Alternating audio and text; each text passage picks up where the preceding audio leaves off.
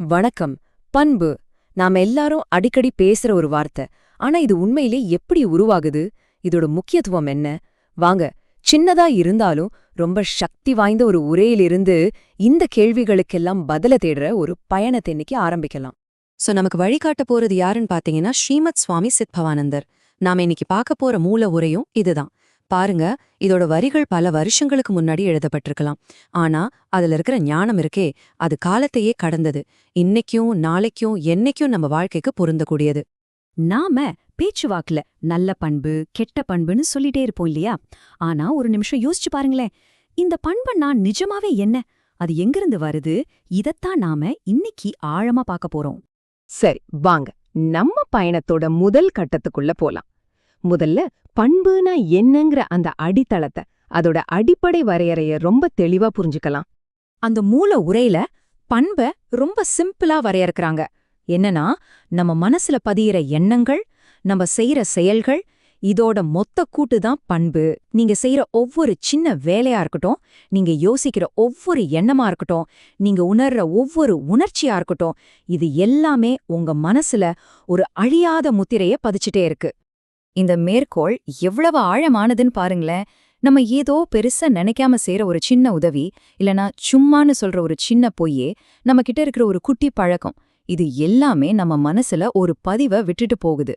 எதுவுமே சும்மா காத்துல கரையறதில்ல. இத இப்படி கற்பனை பண்ணி பாருங்க. ஒரு சிற்பி ஒரு கல்ல செதுக்குற மாதிரி நம்மளோட ஒவ்வொரு செயலும், அது பெருசா இருந்தாலும் சரி சின்னதா இருந்தாலும் சரி, நம்ம பண்புங்கிற சிற்பத்து மேல விழுகிற ஒவ்வொரு உளியடி மாதிரி. நாள் போக போக இந்த ஆயிரக்கணக்கான அடிகள் ஒன்னு சேர்ந்துதான் ஒரு முழு உருவத்தையே உருவாக்குது. ஓகே, இந்த பதிவுகள் எல்லாம் எப்படி உருவாகுது? நம்ம பண்பு எந்த பட்டறையில வடிவமைக்கப்படுது? வாங்க அடுத்த கட்டத்துக்கு போய் இத பத்தி பார்க்கலாம். சொல்லப்போனா இதுதான் இந்த பகுதியிலே ரொம்ப சுவாரஸ்யமான ஒரு இடம். அந்த பட்டறை வேற எங்கேயும் இல்லைங்க, அது நம்ம வாழ்க்கையே தான். நாம தினமும் சந்திக்கிற சம்பவங்கள், மனுஷங்க, நம்ம முன்னாடி வர சவால்கள், இதுதான் நம்ம பண்பு சோதிக்கப்பட்டு செதுக்கப்படுற பயிற்சி களம். இந்த பயிற்சி களத்துல நாம ரெண்டு முக்கியமான ஆசிரியர்களை சந்திக்கிறோம். ஒன்னு இன்பம், இன்னொன்னு துன்பம். இந்த ஒப்பீட்டை பாருங்க, இது அது அழகா விளக்குது. ரெண்டுமே நம்ம மனசுல பதிவுகளை உருவாக்குதுதான். ஆனா அது நமக்கு கத்துக் கொடுக்கற பாடங்களோட தரம் இருக்கு பாருங்க, அது வேற. பொதுவா நாம எல்லாரும் சந்தோஷத்தை தேடுவோம், கஷ்டத்தை வேண்டான்னு ஒதுக்குவோம். ஆனா இந்த மூல உரை ஒரு ஆச்சரியமான உண்மைய சொல்லுது. என்னன்னா, பல நேரங்கள்ல இன்பத்தை விட துன்பம்தான் நமக்கு ரொம்ப ஆழமான, மறக்கவே முடியாத பாடங்களை கத்துக் கொடுக்குதாம். கஷ்டமான காலங்கள் தான் நம்மள இன்னும் வலிமையாக்குது. இதே தர்க்கத்தை நாம வெற்றி தோல்விக்கும் பொருத்தி பார்க்கலாம். வெற்றி நமக்கு சந்தோஷத்தையும் இந்த உலக அனுபவத்தையும் கொடுக்குது. ஆனா தோல்வி, அது கொஞ்சம் வித்தியாசமா வேலை செய்யுது. அது நம்மள ஒரு உழுக்குது, நம்மள நாமே கேள்வி கேட்க வைக்குது. இந்த மேற்கோள் அத ரொம்ப தெளிவா சொல்லுது பாருங்க.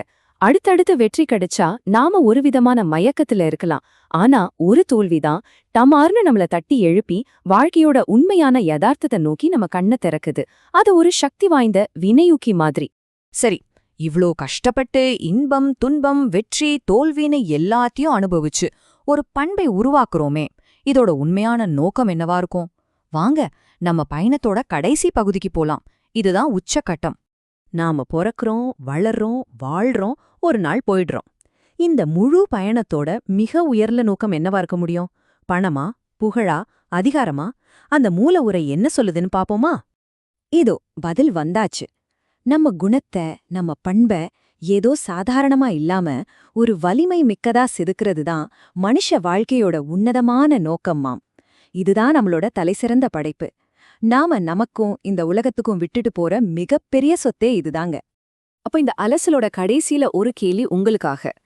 நம்ம ஒவ்வொரு நாளும் ஒவ்வொரு நிமிஷமும் வடிவமைக்கப்பட்டுக்கிட்டே இருக்கோம் இல்லையா?